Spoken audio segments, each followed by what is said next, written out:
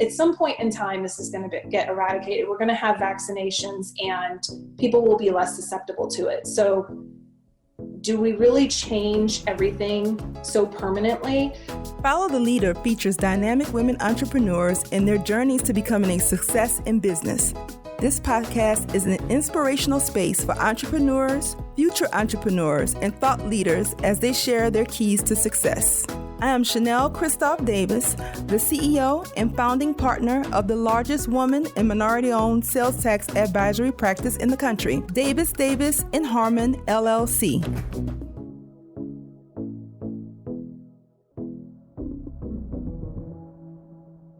Today on Follow the Leader, we are welcoming our guest leader, Molly Sandlin of CAET Project Management. How are you doing, Kate? I'm doing well. How are you? I'm great. I'm so happy we get a chance to talk and visit. We are in mid-corona times, and so we're going to talk a little bit about that. But first, I want to share with everybody your background. So you have been in business for about 4 years, and you have 10 employees. You're doing very, very well. You're one of our organization, Women Business Council Southwest, one of our rising stars, or stars of the organization. We're both members of the board of directors for the organization. But also in 2020, you were named under 40 by the Dallas Business Journal. You were also named by UT Arlington College of Business, one of their Mavs 100 for 2020. And you were named Fort Worth Business Press 2019 Great Women of Texas. You have so many accolades. And like I said, you were our rising star for 2018 for the Women's Business Council Southwest. So there's a mouthful. But I wanted to give everybody a little bit of framework about what you've accomplished in a very short period of time. I mean, 4 years is phenomenal.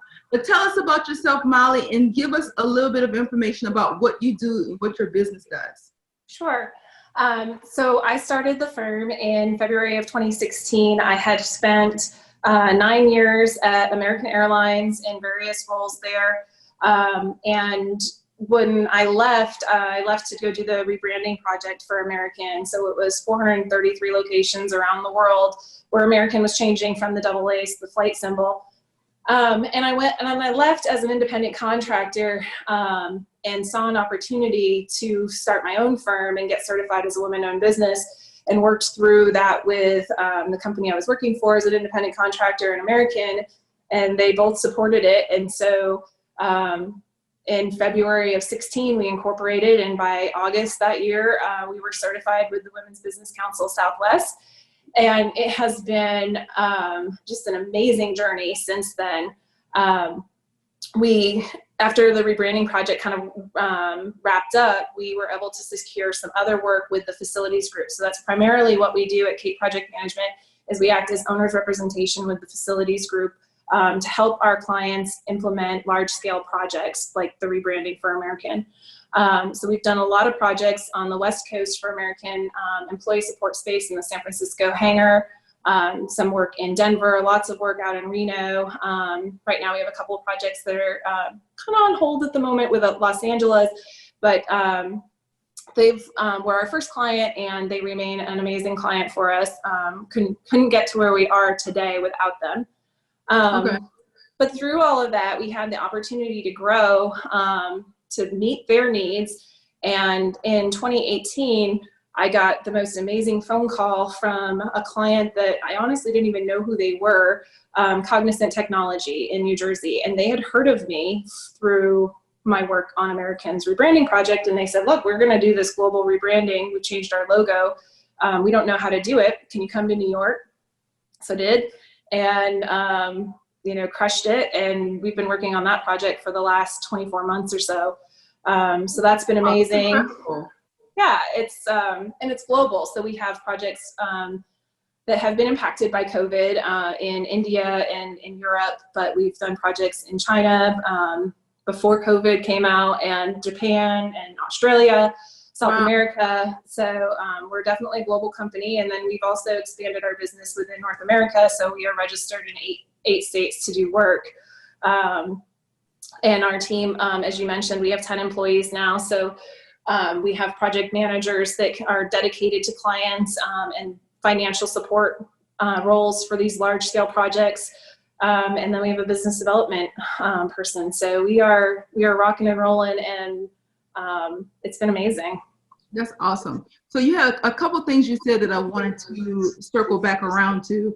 One thing is you went from being employed by American Airlines to them being your client. How did that happen? So when American was doing the rebranding, I had done so much work. I did the board package, funding for it and everything. I knew the ins and outs of it. It was in my blood. I ate, drank, slept, everything, this project. And I wanted to go work for the corporate real estate department to be on the owner side. And this is at a time when US Airways came into play, and there's this big merger going on. There's tons of employees, and what's everybody going to do? And they just couldn't come up with something there. So it was a, very heartfelt conversation that I had with American about can I leave? Can I continue to work on this project with this contractor? And fortunately, my reputation and my experience and performance with them as an employee, they made accommodations so that it was okay for me to continue on as a contractor for them. That's phenomenal. And what made you decide to do that, though? What if you were doing well, your career was going well, what was the impetus to make a switch and become a contractor as opposed to, that's not normally how people would think. If they're doing well and they're being compensated and everything is everything, why did you then shift focus and say, I can do this as my own independent business? Because it was just a project at the time, it was going to have an ending, and that wasn't going to work. I needed something to keep going to. So shifting from the contractor to my own business was me finding a way to write my situation versus letting this project dictate it. But, it was indefinite times at American for sure. I mean, with the merger happening and everything. So it was, where do I find security? I love this project. This is my baby. So I can continue to work on it, be a contractor for somebody else. And then when I figured out that there was an opportunity and they were willing to work with me of me starting my own firm, it was like, this is amazing. This is amazing. That's absolutely, and it's really cool that you actually spoke up and made that pitch, because a lot of people won't even think to do that, and it turned out to work out. So based on what you're doing, because I understand better who you are and what your firm does, your obvious, I guess, entryway point would be through facilities management. That would be your ultimate end user or buyer. That typically is, but it's interesting because with Cognizant, their marketing team came to us. So sometimes, when American came up with their rebranding project, it started within marketing and then shifted to real estate to implement. For Cognizant, they've kept it within marketing. And so I become their facilities group. So our team, we're the general contractor for it. So we've hired all of the subs through our company to do this implementation. So they help you grow. That's really nice. Yeah, it's been amazing. Wow. Okay. So you're rocking and rolling. You're traveling all over the world.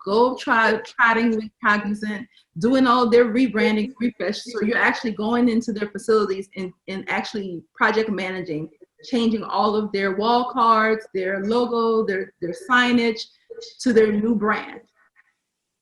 Correct? Yes. Yeah. So that's going well, and then bam, March 2020, COVID-19. Yeah. It's so interesting being on a global. You probably had a better indication what was happening way before we did in the US. We had finished China in September. And so I remember hearing about the things that were going on in China and people saying, oh my gosh, it's a really good thing. Because we had actually expedited to get that location done, those 3 locations done there. And, it was hard to get that done at the end of the summer. But when all of the information about China came out, we're like, oh, so fortunate to be where we're at. Never did we think that this was going to span the whole globe and come all the way. I mean, it's so interesting. I remember thinking, poor China, these poor people in China that are going through this. And we are all here. It's just phenomenal. But, and it's interesting now talking to, my client that's in India, I had a call with him last week, and he's like, it's 3 to 4 months probably before our facility is open back up or we'd be able to do anything. We actually have some subs that got stuck, and couldn't get back to their home because the state's closed and they couldn't move around. So I have a different perspective about the whole COVID situation from that perspective. And then I've got some stuff happening in Europe where, we've been able to change who our contractors are, because they're the contractors for the building and they can have access while nobody's there. And so we're trying to arrange to still be able to get the work done when nobody's there. Yeah, because no one's there anyway. So that makes a lot of sense. Okay. Yeah. Well, yeah, I think that this has definitely stretched us as CEOs and entrepreneurs in ways that we never could have imagined. I think that, we are flexing muscles that I think really for the foreseeable future is going to be necessary for us to survive as entrepreneurs. I don't think that this is going away, and COVID-19 may go away, but I do kind of feel like this is going to be sort of our new normal. What are you thinking? I do. So I'm going to start out with some, I think, silver linings to all of it, because it's really easy to be gloom and doom about all of it. But, our kids have shifted their learning to be virtual like this. And as a parent, so I have 9-year-old twin boys, and I guess I should have said something about that before. Oh, so cute. So CAET is Collaborative, Accountable, Excellence, and Trusted, CAET, but really it came from Kayla Boston and Ethan Tyler, my 9-year-old twin boys. That's adorable. So that's probably been my biggest struggle over the last couple of weeks, is figuring out this virtual learning with them. But I think I've got it now. And it makes me think that when they go back to school in the fall, is there going to be an opportunity now for us to take that vacation in the middle of October, let's say, when they are supposed to be in school, but can we still go and do virtual learning and not miss any of the school and not miss a beat? Like, I think that there's real potential for that. And some of those vacations to go and have that cultural experience, going to another country, anywhere really in Europe, is just amazing. So people haven't been able to do that, and then, without having to sacrifice taking their kids out of school. So I think that is a positive thing that could really come from this. I think I've talked to a number of people, and I've been lots of CoreNet meetings and so forth, where people are talking about what's happening in offices. We've had the conversation, when are we coming back to the office? What do my employees feel okay with? The problem is I don't know, you don't know, nobody seems to really know. So, fortunately, being just a small office, I can talk with my employees about what is it that makes you feel comfortable. Yes. And try to accommodate from there. We have this really unique situation right now as well, that we just bought a new building. And so we have congratulations. That's incredible. Thank you. Yeah, we're really excited about it. That's incredible. We're really excited about it because we're looking at a couple different things with it. We do have a tenant in part of it, so that's amazing. And it's a healthcare, so he's sustainable right now. But we're trying to figure out, what do we do with this space? Do we take it and make a really big CAET office? But will we need all of that space, or will there be more remote working going forward, or do we subdivide it? But in the meantime, we've totally hunkered down. We don't go to the grocery store. We really isolated ourselves. And we wanted to be able to go to the office though. And one of my employees was having difficulty with bandwidth at his house because he's got a high schooler and 2 college students that are home on Zoom meetings all day long. So yeah, that's tough. Yeah. Yeah, so we cleaned up the new office for him, put internet in, and so he's had this whole building to himself. Look at him, wow. I brought him a coffee maker and all of his Diet Mountain Dew and everything, so he's hooked up and he's been able to keep going.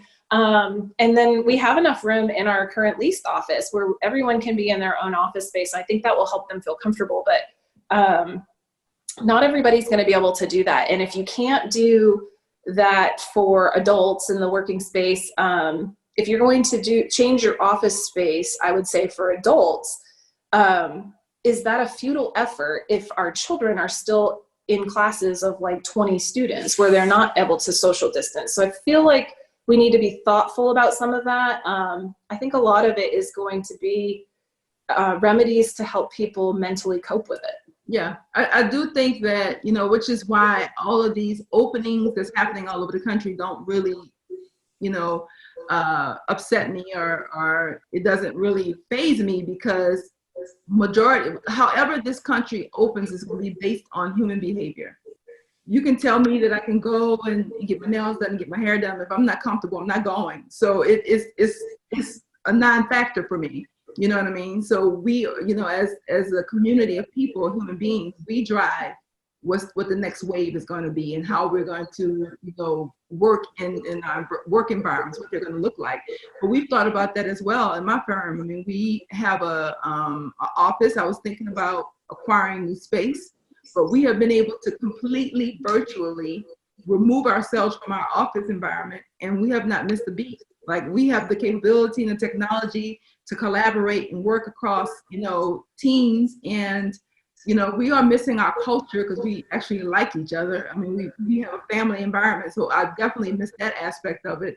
But I'm thinking to myself, I don't need to expand and acquire new space, because this virtual capability is something we had all along, but we never used it this way. All of our clients are national, multi-state clients. So we're not physically at the client location, so we could be anywhere, really. Right. But I do think that we're going to start thinking about that more. Travel is going to be more readily accessible for us, because we could work from anywhere, really, as long as the client is taken care of. And I think it's going to be a mix, a mix of having office space as well as with virtual mixed in. Does it make sense?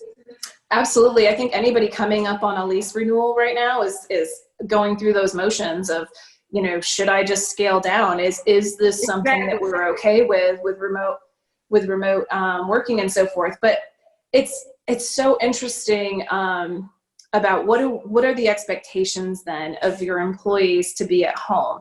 What are you providing as an employer? As in a consulting world, we've always done cell phones. That's something. And then, if you use your own phone, you get some reimbursement for it or whatever. So technology, tracking and management and so forth for privacy and security is a challenge. So now they're home, and it's like, now you're on home Wi-Fi. I don't really know what you have set up for that. So that's a risk to the business. Yes. And how do you do all of that? How do you handle that? How do you compensate for that? No, these are all things that we have to think about. And I'm glad we're talking about it, because you are positioned uniquely to be able to speak to this, because you are a space planner. That's what you do. So I'm curious to know, did you have any projects in the pipeline around space planning? And what are you guys talking about now? Because everything, like if you go to Toyota's corporate headquarters, their whole vibe is about community space. Everything is community space. There's no, I could think of several of corporate environments that I've been here in Texas. There's no offices anymore, no cubicles anymore. Everything is open concept. So what have you seen that we should be thinking about from a corporate space planning perspective? So one of the things that we are working to roll out or to offer to our clients is getting some survey feedback. Conducting a survey. There's lots of them already out there where people are sending out to their employees to see what they're comfortable with. But one of the things that we'd like to help our clients with is, how do you process that to figure out what to do? Because if you're Toyota, for example, you just invested millions of dollars in your campus. American invested millions of dollars into their campus. You can't just all of a sudden go and change, especially because nobody really knows. So there is opportunity to shift around your office spaces in a physical aspect, but I think that if you jumped and did that right away, you may be making the wrong decision. At some point in time, this is going to get eradicated. We're going to have vaccinations and people will be less susceptible to it. So do we really change everything so permanently? Working from home, people have been forced to trust their employees, and some people it's probably working great for, others may not be able to handle it as well. But now maybe it's a phased approach, like the states are opening up, and it's a phased approach for how you bring employees back into the office. Absolutely. The 25% occupancy is a great way to do that. And you sort of just spread people out throughout the building utilizing what's there physically, but just spacing the people for now, figure out where this is going to go, how your employees are going to be comfortable with coming back, and then pivot at that point. Flexibility and patience is kind of the name of the game right now, honestly. And actually, we're going to be looking to you and your expertise, your industry, to kind of give us those best practices, because we don't have access to, very high level experts to come in and do our whole, space planning. Like that's something we can't, sustain and keep our business going. We're not going to invest in that money. Right. But we're going to be looking to your industry to kind of tell us, what are the options to bring people back. I can kind of, I'm a visual person, so I can kind of envision some things that we can do now in my office to make it a little bit less congested.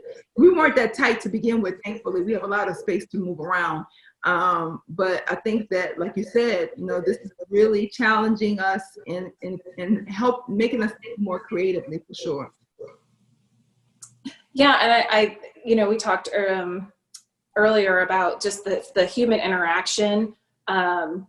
This helps. The Zoom meetings help and so forth, but I'm a hugger. I'm a hugger.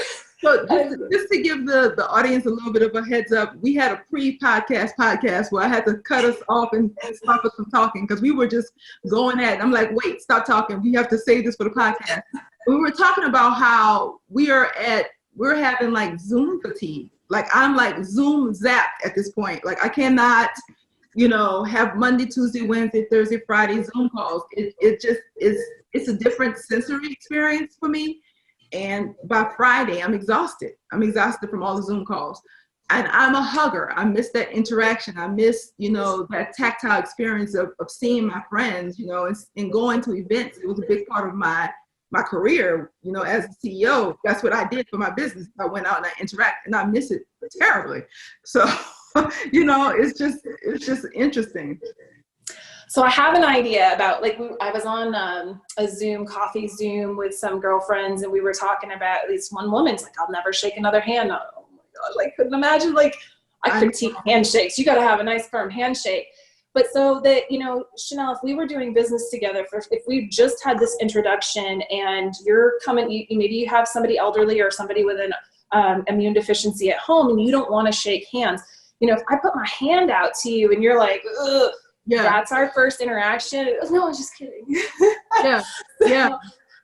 One of the ideas I had for all these conferences and stuff that we go to is maybe there's a color coding on your name tags. It's a shake or a no shake type color, so that you can kind of identify people earlier on of like, okay, that person has red. That means don't offer to shake their hand. And it gives you an opportunity to kind of read your client or whoever it is that you're going to meet before you get there, and give you an opportunity to be like, change the way your introduction happens so that you have a much more successful interaction. Yeah, I like that, because you don't want to invade someone's personal space, especially if, they may have immune deficiencies. I have asthma. So if I'm in the middle of a asthmatic episode, I don't want to hug you, because I'm susceptible to whatever. So yeah, I think that, we have to rethink everything. We really do. And I look to other cultures because they've been dealing with this way longer than we have. So we're newbies on the block where this is concerned. Yeah. So what are you looking forward to? What's coming up on the horizon for you? Are you doing anything creative in your business with this extra time? Because I'm sure you travel a lot, right? I do. I travel. I made executive platinum this last year on American. Oh, wow. So big props to them that they are taking care of their elite passengers, and they've extended all of those elite statuses until 2022. So you're one of those that get up and get on the plane first and get all the nice warm treatment. Okay. Yeah, it's pretty nice, and I have a routine, and it's great. I do miss air travel, but now I'm at home and I miss my staff. I mean, it's really nice to connect with them. But what we have on the horizon is we're trying to figure out how to help our clients without exploiting the situation. a good vendor of ours that we work with approached us and asked us about helping to sell acrylic masks, the whole face shields. And it seemed interesting and so forth. I know there was a need for it, but it was really more about making money from it. And, my husband's my business partner. He's my CFO. But we talked about it and I was like, I just don't feel good about this. This is just not something I feel like is what CAET Project Management's about. I want to help our clients be successful in projects that they're initiating and so forth. The space planning or trying to figure out how you're going to bring and phase your employees back into the offices and so forth, something we can definitely help them with. Lots of people are going through that. Maybe that's an opportunity to pick up new business because it's already in our wheelhouse. But I really just, I think that there's a lot of people out there that are trying to, some maybe take advantage of the opportunities that are there versus, it really being part of their core values to help solve that need. So. Yeah, I think it's very careful. I think you have to be very careful about that. What it does is it erodes your brand value. People, get confused, and it may seem like a good, quick way to make money, but overall, it may hurt your brand. Yeah. Yeah. We have every intentions of keeping all of our employees on staff. So that's amazing that we are in a financial position with our existing clients and so forth that we're okay right now. We need to drum up some new stuff. So our business development person has a lot of pressure there, but I'm confident that the networks that we're part of and the relationships that we've formulated is that we will be able to come up with services that are in our wheelhouse that can help support our clients, existing and new, and we will come out just as strong as we came into this. Absolutely. So are you going through the process of changing any of your capabilities, changing the way you pitch to kind of emphasize more and be sensitive to what's going on right now? Because I think that what you do is going to be so much in demand. Yeah, we're working on that and trying to figure out how do you present that and Yes. what exactly is it? And I think the biggest challenge I've had is that I have to believe in what the solution is. And so when I talk about like that 6-foot office stuff, I'm so conflicted on it being such a partial solution. So explain the 6-foot office to the audience.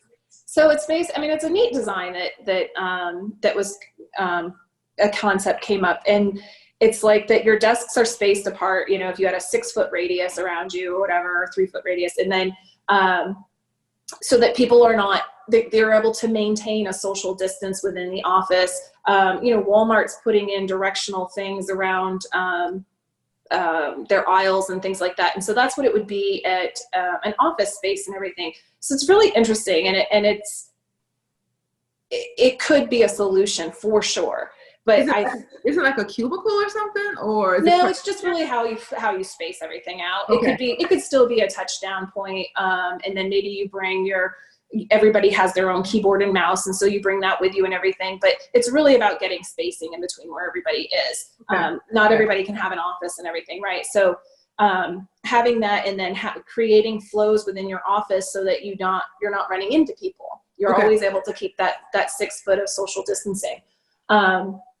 So a really good concept, but unless you can apply it across the board to all the places that you're in, it seems like it could fall short of its effectiveness to me. And I think schools are just so much on my radar because my kids go to school, and there's 20 students in their classes, and our school that we were able to walk to, they're actually building a new one because it's capacity.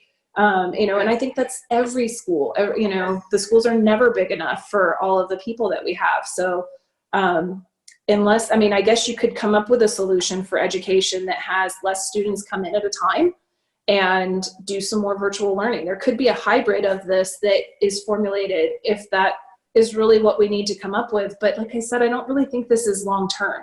It's certainly a hindrance. I'd be lying if I didn't think that we as an economy and a country and a world wouldn't be dealing with it still at the end of this year. I don't think I could say that. I think we'll be dealing with this for a while, whether it's recovery to bring your business back to where it was, or shifting to that you've done something different, but we're going to be impacted by it for a while. But I just don't think we're going to be sitting like this forever. Yeah. I think we definitely have to rethink our sanitary impulses. That's going to change hopefully forever. Wash our hands. Over. I want to keep that part, okay? But hopefully we can go back to being able to shake hands and hug each other eventually. That's my prayer, that we won't have to speak from a distance when we go to networking events. And you touched upon something that I want to actually highlight and really get deeper into. You said that, you have invested in CAET, project management has invested throughout your business for years in networks and associations and forming alliances with people that you hope will pay off, like that type of camaraderie and connection and goodwill that you've built by being involved in these organizations. Talk about that some more and how important those organizations have been for you. So there's two organizations, and the Women's Business Council Southwest definitely stands at the front of that. Absolutely. It's been, I remember when I first got certified. So in January of 17, I went to the gala and I walked into the Embassy Suites Hotel in Frisco, and there's this room full of 400 or so amazing business women, and procurement people and C-level people and everything. And fortunately, one of our good friends was there, who's a C-level position at one of the big corporations. And so he came over and was talking to us and everything, but otherwise I knew nobody. And I'm like, I don't want to ever walk into that room like that again. I got to figure this thing out. Figure it out. I got to figure this thing out. I mean, there's a lot of success in this room and I want to be a part of it. So I called up Lindsay and Elizabeth and the two programs coordinators for the council and said, I want to volunteer. I got to get in on this stuff. How do I do it? And so I became an ambassador for the council. I got in on the certification committee and then the gala committee, and I've formulated amazing relationships with fellow WBEs like yourself. And I've had opportunities to be in front of head procurement people that I would never have had the opportunity to if I wasn't part of this group. And I'm comfortable and people are willing to introduce me and so forth. So that has just been a remarkable experience. And when you think about all the few people who are on the board with us, I mean, we are in the presence of some amazing people when we sit in those board meetings. We have a very powerful board for sure. Absolutely. And then I went to a small school called LaSalle College for undergrad, but then I went to the University of Texas, Arlington twice for my MBA. I started the cohort program in 2008 and actually got pregnant with the boys while I was there. So I almost made it through the program, but withdrew and then went back later. So I've really had the opportunity and I was really fortunate to have 2 cohort classes, and I have a lot of network from both of them. But I also had an opportunity to have another touch point with the faculty and the dean of business and so forth. And they've nominated me for some of these awards, and they've made introductions for all sorts of things. Being part of the MAVS 100 fastest, so this was a new program that they had, and we were the fastest growing company out of all of the 100 companies that were nominated for that. It was, they called me the night before and told me, and I'm like, just no way. So that was incredible. Amazing. Congratulations. Thank you. So that's just phenomenal. So those 2 organizations, I probably spend the most of my time being part of. But our business development manager, he's involved in some other things, and some more like the Fort Worth Zoo and more community type things that way, and city and stuff. But you can't be in every group, and that's one thing that I've had to sort through of like, where can I invest my time? And like with charity things, we try to focus on what our clients might be really interested in, or if there's anything that affects our employees. That's how we do some of that charitable stuff. But it's navigating through things, and it's just been a really remarkable journey so far. Yeah, it's very important. I mean, that's one of the things that if I had to do this process all over again, because we started our firm in 2001, and we were definitely insulated and kind of did not get out of our business for a while. I wish I would have taken your approach, which, as soon as we started our business, to find, and a lot of it was a learning process. I didn't know where those people were that I needed to be affiliated with. You know what I mean? You never know. What's going to actually be beneficial. So I wish I would have got tapped into the Women's Business Council immediately, because we would have, no telling where we would have been by now. Yeah, and so doing the certification visits, people, it's interesting. I think a lot of women, when they come in, they get certified, like, okay, well, where's the contract? Well, patience again, right? Right. Finding some of that, but then figuring out how to use the network. It is an incredible network. And I tell all of the people that I visit, just because you have this piece of paper, you have to do some work too. And you need to participate. There's table topics. Now there's virtual coffee hours and so forth. There's events. Sponsorship is a big deal. I mean, you want to know where your marketing money is going to make an impact. It's going to make an impact on that council. The money that they get from that has, offered all of us amazing programs and opportunities to hear about business things that we can bid on and have communication with people that we might not ever had the opportunity to speak with. That's for sure. Yeah. So it's powerful. That all business is personal first. If you don't have a personal relationship, you're not going to, win any business. Agreed. Yeah. So yeah, definitely. It's been great to get to know you. It's been wonderful. But I want you to share with the audience, is there anything you're doing right now, since we're in the middle of a pandemic, to make sure that you are focusing on self-care?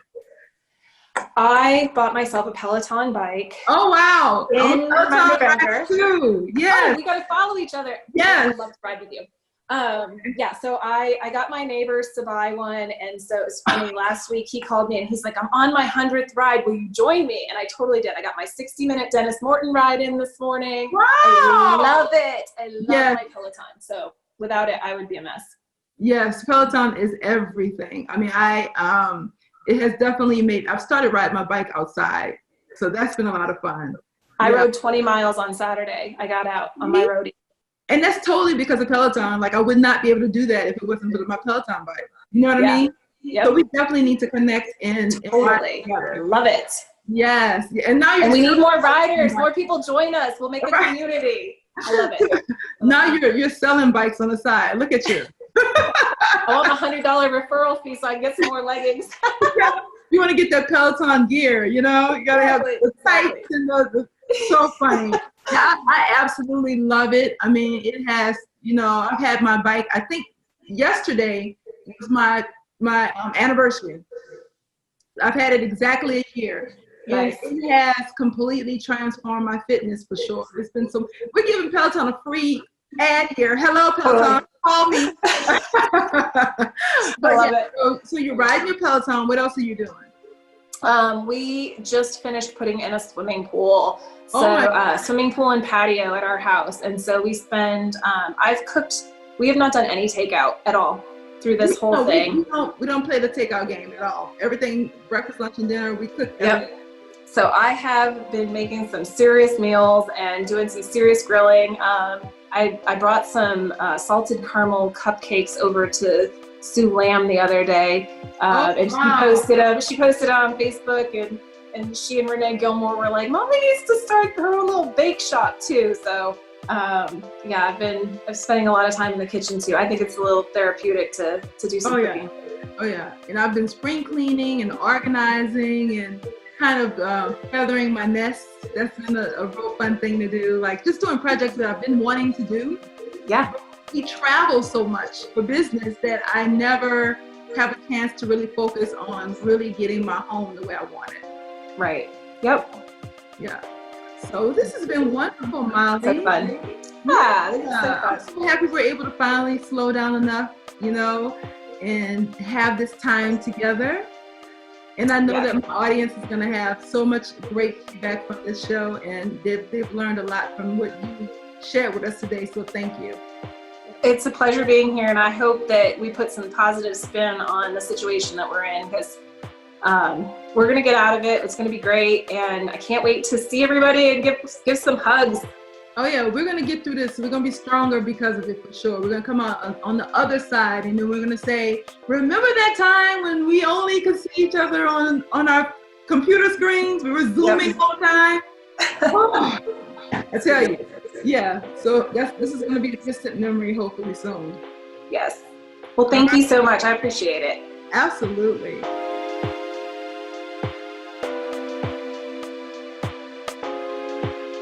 You can find all of our past episodes on iTunes, Spotify, and Google, or any of your other favorite podcast platforms. Be sure to subscribe to the show, rate, and leave us a review. Let us know how we're doing. Thank you for listening.